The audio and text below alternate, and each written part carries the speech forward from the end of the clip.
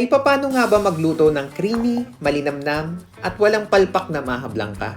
Ay di tara, samahan niyo ako hanggang dulo at tuturuan ko kayo kung paano nga lutuin ang creamy maha blanca. Tara, simulan na natin!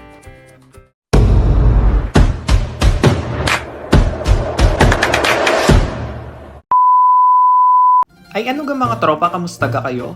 Ako si Andy, isang Pinoy caregiver dito sa bansang Israel. Ay di, samahan nyo nga ako sa isang craving satisfied video. Tama ga ho isang mapagmatakaw na video. Ay kayo na hong bahala kung alin ho ang tama. Ay di, samahan nyo nga ako at iluluto ko naman aring creamy maha blanca. Ay di sa kawali nga ay naglagay na ako ng isang latang gata. Nilagyan ko na rin ng isang lata ng condensed milk. Tapos ay binuhos ko na rin nga rin all-purpose cream. Tapos ay meron nga ako din ng cornstarch. Nilagyan ko naman na rin ng fresh milk. Tapos ay hahaluin ko nga lamang rin ng bahagya hanggang sa mag-well combine na rin ating cornstarch at saka rin ating fresh milk. Tapos ay nilagyan ko din nga ng konting asin. Tapos ay ginamitan ko naman na rin ng unsalted butter. Kalahati lamang yung ginamit ko din eh.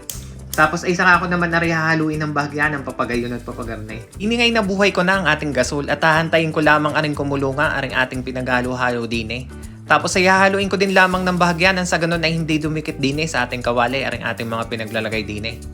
Ay dini nga sa puntong aray habang ako'y naghahalo ay di ako'y napaisip-isip nga kung ano bagang kulang din eh sa aking mga pinaglalagay din eh. Ay di ari nga ang aking naisip, kulang nga pala ako din eh ng fresh milk na ating gagamitin. Ay di, fresh milk nga lamang ang ginamit ko din eh para malinamnam ang ating pagkakagawa din eh sa ating maha blanca are. Ay di, optional lang naman aring fresh milk. Ay di, pwede rin nga gamitin natin ay tubig na ang alternative na gagamitin natin. Ay nagkataon nga lamang na libre ari sa aking alaga. Ay di, ari ang aking ginamit. Ay tunay namang malinamnam din naman eh kapag kagar ng fresh milk ang iyong gagamitin. Ay di, habang hinihintay ko nga aring kumulo, ayan, kita nyo ba yan? Ay di, nagkukulo ka na nga pala are. Ay di, hahaluin ko nga lamang aray ng papagayon at papagarnay bahagya baga. Tapos ay saka ako naman pahihinaan na rin ating gasol. Kumbagay sa mahinang-mahina na ang ating gagamiting apoy din eh.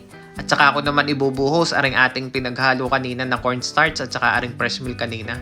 Ay di, ibubuhos ko nga lamang ari din eh ng dahan-dahan at saka ako naman hahaluin ng bahagya ng papagayon at papagarnay. Kumbagay paikot-ikot ang pagkakahalo natin din eh at sa tunay naman iyan ay mayamay maglalapot-lapot na eh. Ay di, sa punto nga aray alaga ko na aray sa paghahalo. Ay di, ang halo ko nga ay may pailaya, may pasilangan at may paurong at may pasulong. Ay di, hahaluin ko nga lamang aray ng papagayon at papagarnay. Paikot-ikot din at tunay namang bawal nga ho ang tamad din eh kapag magluluto ka ng maha blanca. At tunay naman kapag ikay tamad maghalaw ay di kayo maghihilaw o kaya ay magtututong din eh sa ilalim ng kawali. Ano yung inyong pagkakaluto din eh.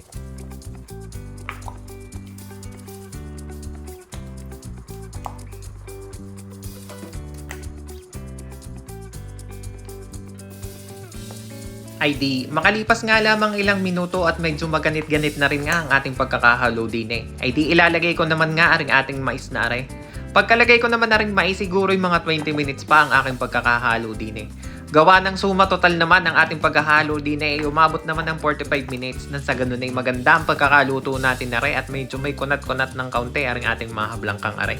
Idi, para naman nga sa mga magtatanong ng full recipe na rin ating creamy maha blanca, ay huwag niyong kakalimutang bisitahin dun sa may baba sa may description below at makikita nyo na ang tamang sukat ng mga sangkap na pinaglalagay ko din eh sa ating creamy maha blanca.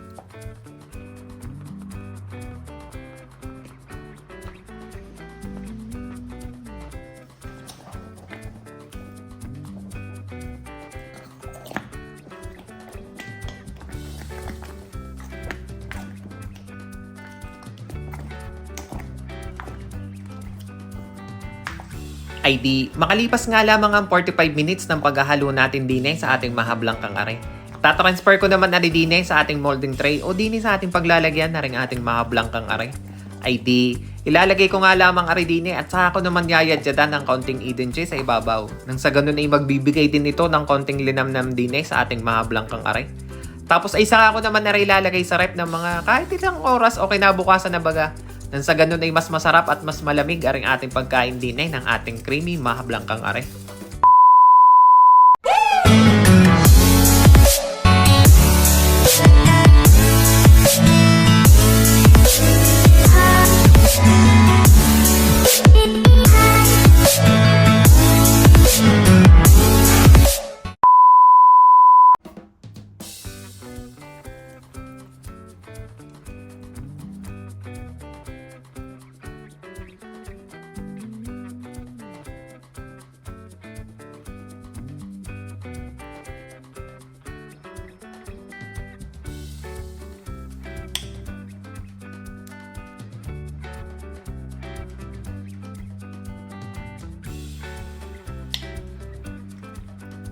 Ay papaano mga tropa? Ay di aray aking titimusan na.